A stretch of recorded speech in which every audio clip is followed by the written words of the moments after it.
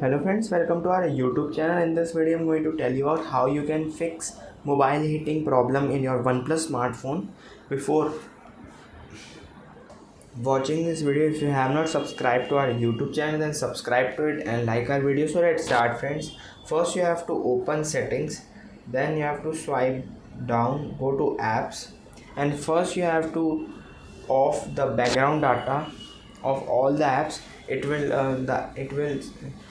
app not running in the background. It will create your mobile heat up issues.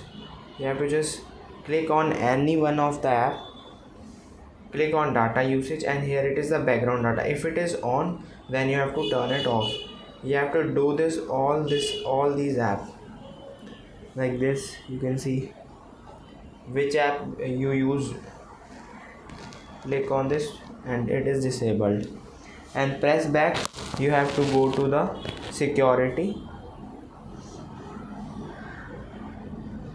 just type here security.